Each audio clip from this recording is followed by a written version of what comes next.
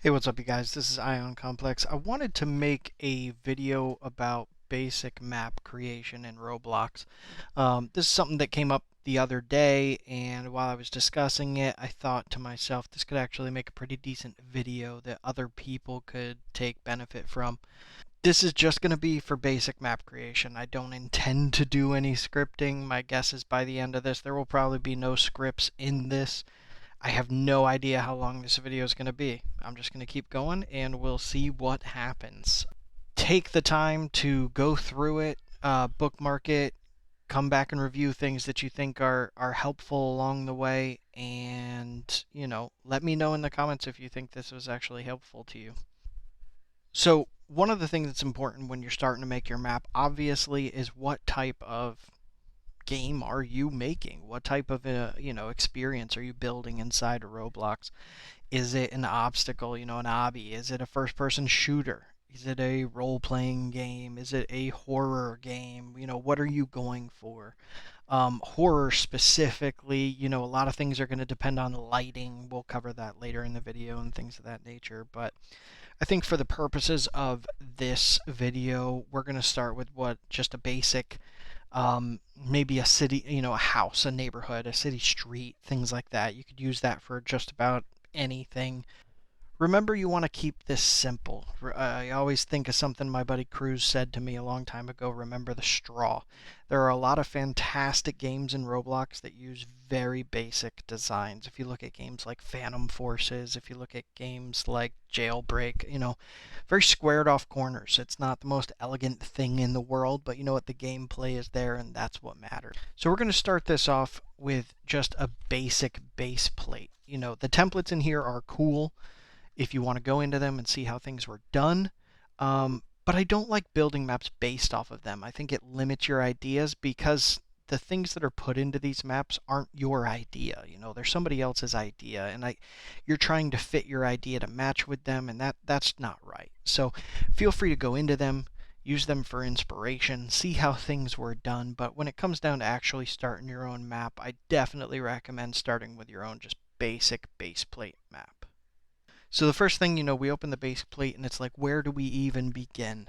Um, I wanted to talk a bit about the inspiration. Where do you get the idea for things, right? You're thinking, oh, I want to make a hospital. I want to make a bank. I want to make a house. I want to make any of 1,000 things, right? And a lot of us don't have experience in those items. How do we even see them? One of the things you can do is actually use Google image search, and you can look up things like bank floor plan or hospital floor plan or cargo ship layout, things like that. And you can actually pull up blueprints, different floor plans, layouts that show you the way some are, and you can use those as inspiration to help you start building up your structures. So when I start building, I think it's important. I'm starting in a world. I try to keep the toolbox open. I keep the Explorer open. I keep the properties window open. You'll notice I have a green mouse. I think it's easier to find my way around the screen that way. My settings along the top, I don't change a whole lot, except for under the model. I always try to have my rotate at 11.25 and my movement at 1/4 of a stud. I think that gives me a nice compromise between free movement and keeping things a bit symmetrical. We have the base plate. We can see it comes with a nice little like starting spawn point there that we're going to end up moving that's kind of useless. So if we want, we can just delete that doesn't even matter. The base plate shows up on the Explorer as a part. You can keep it, you can delete it, whatever have you. It's really probably not going to play a role in your game whatsoever by the time you're finished with it, so whether it's there or not doesn't really change anything. I like to start out my map creation with a part that is just a kind of like my ground layer, my zero layer, my floor. It kind of gives me an idea of what size I want the world to be. So I start out and, sometimes I might go in and just type in the size numbers. Sometimes I'll just set it on the map and get an idea. Fly down to it, get a feel for how big this is, things of that nature. And think of your map as like it's art. It's a 3D representation of some picture you have in your mind. So it's going to change over time. You're going to model it to reflect what it is you're trying to accomplish. So once you have that in there and you have that kind of sized up the way you like it, you're going to want to do a couple of things right in the very beginning. First thing I want you to do is remember, rename your parts. It seems like a little bit of extra work at the moment, but when you are 2,000, 5,000, 10,000 parts in, having 10,000 parts named part is really difficult to manage. So just simple names that help you kind of identify what things are along the way will help you out drastically when you're trying to troubleshoot your design a bit. So we're going to name this one floor, just for the purpose of knowing that that's the floor.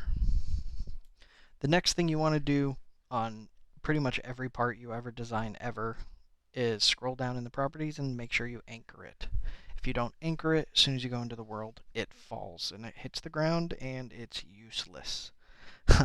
So unless you intend that part to be movable, make sure you anchor it. To start turning this into an idea, we have what we're calling a floor. Let's go up and we'll give it a little bit of, we'll make it grass. We want grass. We want it to be green grass. So, okay, now it kind of looks like outside.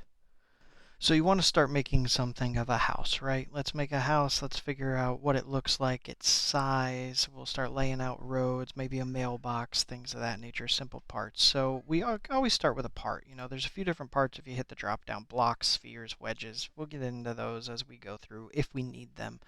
I try to keep it simple, right? So we have a part, we put the part down and we go from there. Drop in a part. And it always starts off looking like just a Lego block, but what do we actually want it to do? We want it to be maybe the wall of a house. So resize it, get it to where you want it to be, and as always, rename, house wall, something quick. Come down and make sure you anchor it. Make sure Can Collide is on. Can Collide's important to make sure that, people can't just walk through it. If for some reason you have a transparent something, you want somebody to be able to walk through it, turn Can Collide off. The next step in this is duplicate. Duplicate is your friend. Remember to duplicate, because why? It saves you so many features. I just hit duplicate and you can see on the Explorer I created a second thing named house wall. That's awesome because I just hit move. I move it and it already has the same properties as what I duplicated before. It already has anchored turned on. It already makes sure it has Can Collide turned on. If I had a particular setting in it of how it looks, it would take that along with it. So duplicate is your friend. Making new parts every single time can be exhausting. So let's see if we use brick and, give it a standard kind of red brick house look. All right, cool. Duplicate house wall. We'll move that one over here. Duplicate and rotate. These markers are nice because they show you when you're hitting your 90 degrees, your 45 and stuff. I love these things. And just move it into place. Somewhere close. We can always come back and fix it later. It doesn't have to be exactly perfect. We'll come back to it. Alright, so we have a basic square, right? All of them are named house wall. They're all anchored. That's beautiful. The next thing we actually want to check is the aspect ratio. Like, you don't want to go through and make an entire house and then realize that this thing is either 9 times too big or 3 times too small. So, under play, drop it down and choose play here. What that's going to do is start up, as you probably already know, it's going to start up a quick game client inside the studio and allow you and your character to run up to the house. And looking at this, I can see what I created already kind of looks like a 2-story house. I mean, that thing's pretty tall. But that's no problem. We can work with that. 2-story house it is. So knowing that that's about a 2-story house, we can take that into consideration as we're starting to move things around. So let's make room for a door. We'll bring that down in size, duplicate it, move it to the other side, Scale it down again for a doorway. Duplicate it again.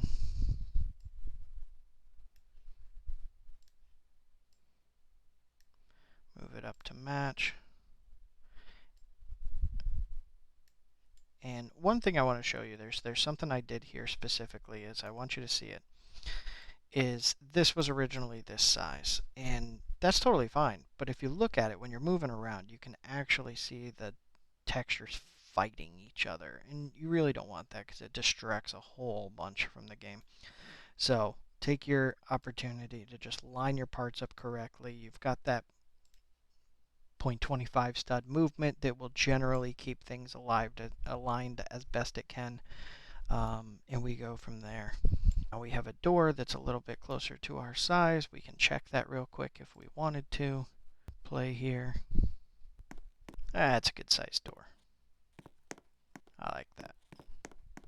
So we've got a door, we can do the same things. We can, figure out how to throw a window in here if we wanted to. We can start getting into the idea of using negative parts to chop out sections and windows. I don't want to get into that too much. That's a little more of a detailed process that I don't think really matches this video just yet. So one thing I'll do, so I was talking about, you can see the fighting for the textures.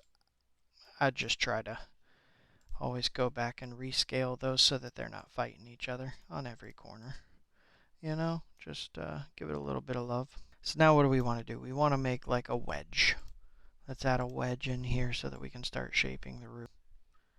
Awesome. It's wedge because it is a new part. Remember, we're going to name it a roof wall. It's a horrible name, but you know what? I know what it means. Anchor it. Maybe we want this to be, instead of brick, maybe this is a, wood plank or something up here.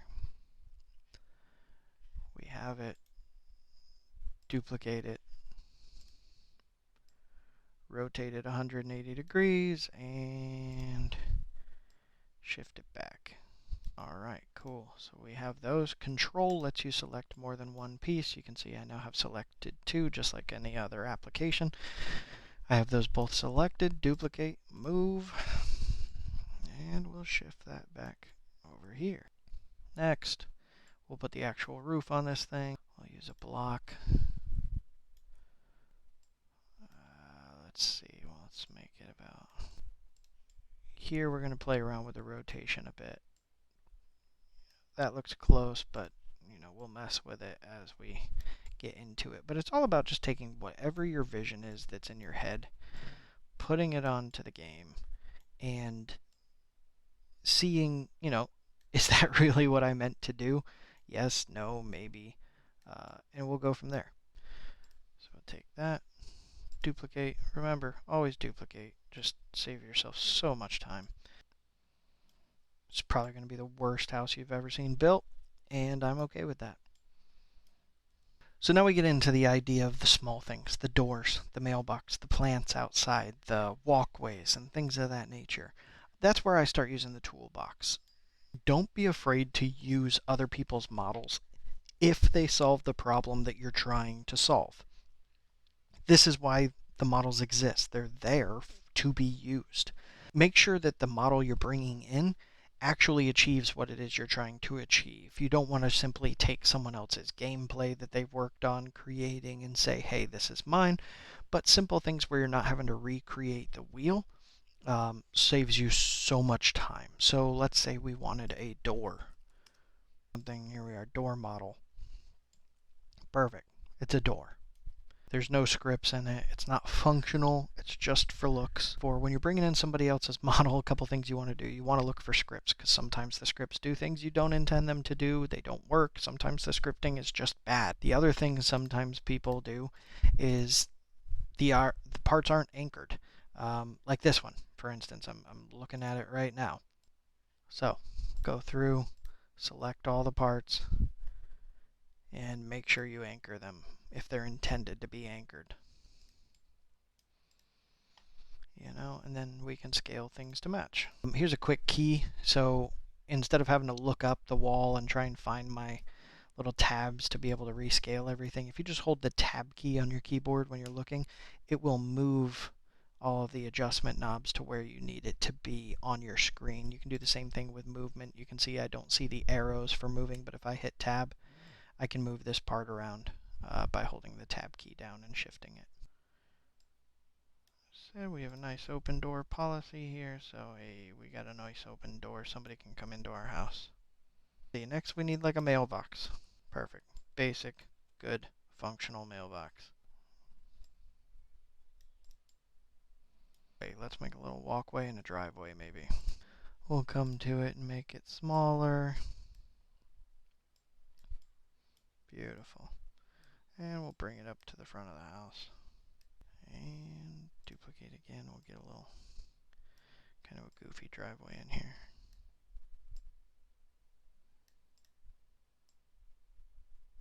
Nothing's set in stone. So now what? We've got a basic house. We've got a walkway. We've got a driveway. We've got a mailbox. We could add some little grass. We could do things with it. Maybe a, bush out front.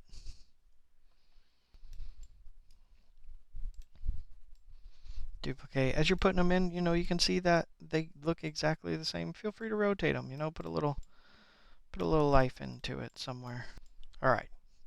So now we're going to take everything, we got this here. We want a few more houses on this street. So let's go ahead and grab everything that we just made for this house. Right click and group it as a model. So now we have a model. We can call it house. And duplicate it. Move it over. You can see it's crooked. That's totally fine. Hit rotate and just take it a couple to the right. And then we'll move it down to the ground. We'll go into the second house. And because we know the names of the parts, we can go to the house walls. And we can change them all to, no, that's a horrible color. Nope, I don't like any of these. Alright, we're just going to stick with blue. So now let's grab both of these. We'll duplicate them again. Beautiful. So now we've got this goofy street. It's not perfect, but it does the job. Lighting. I wanted to show lighting. So let's see. If I join this game, it looks like the inside of like any TV show ever says. But say we wanted to do something different. We wanted to make it sunsetty. We wanted to make it dark and nighttime, a little Silent Hill sort of feel. In your Explorer on the right-hand side, go to the lighting section, select lighting, and under the properties you have something called clock time. This is a 24-hour clock, and you can use it to actually kind of set where the sun is, if you find the sun. You can use it to set how the lighting works, and you can see it actually shifting your map as it gets darker at night. And the sun, and the stars come out. You can change that a little bit. Get the moon to go down.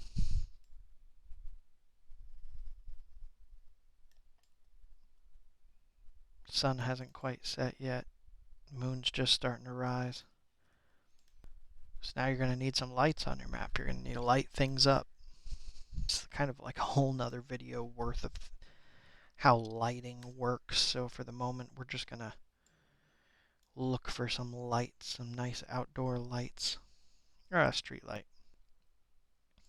Let's see what happens when we add this. Oh, it comes with a good lighting to it.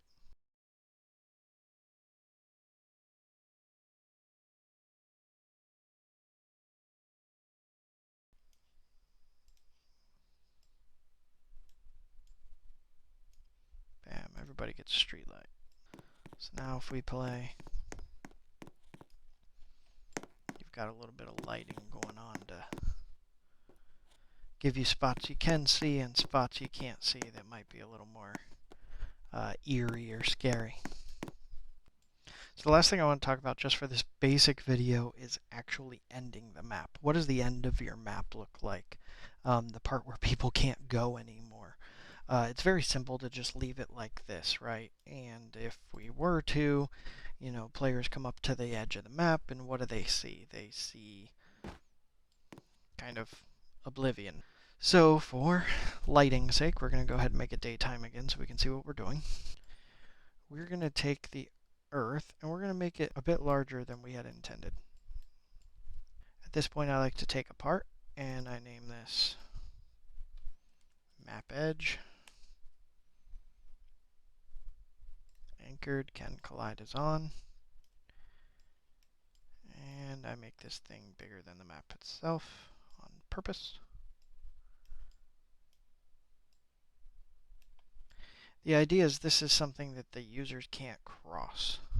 Go to its transparency level, make it fully transparent. If I play here, I kind of hit that edge, and that's okay. It keeps people within the confines of the game, but it gives a little bit of extra world out there so it doesn't feel like the game just ends. Take some of the items you've built for your map and actually, put them on the other side of that wall.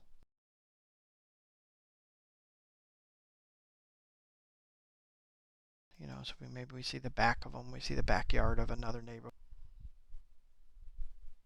Let's grab a wooden fence. Move it over by your wall. Where's our wall? It's like right there. Perfect. That's great. Duplicate. Move. Grab a few more. Duplicate. And what ends up happening here is with just a couple minutes of work, we change something that it looks like you're just going to walk off the oblivion, and it's kind of like, okay, it's floating. We'll fix that later. But the world ends here. The users can't jump over the fence, but it gives them an edge. They can't get past that spot, but it looks like the game keeps going in that direction, so it adds a little bit of realism to it. You're in the backyard, you can see neighbors on the other side of a fence, stuff like that. I'm going to go ahead and stop this video here. I'm pretty sure this went a heck of a lot longer than I ever intended it to. I hope this helps some of you. I hope it maybe inspires you in your map creation. If it does, please feel free to share your maps with me. I would love to see what this inspired you to create. If this was a help to you, obvious YouTube thing, please do me a favor, subscribe, like the video, comment down below and let me know if this is something that you actually enjoyed. Did you not like the video? Is there anything you would change? Is there anything you'd like to see me talk about in the future? And until the next video, guys, I appreciate you. Thank you, and take care.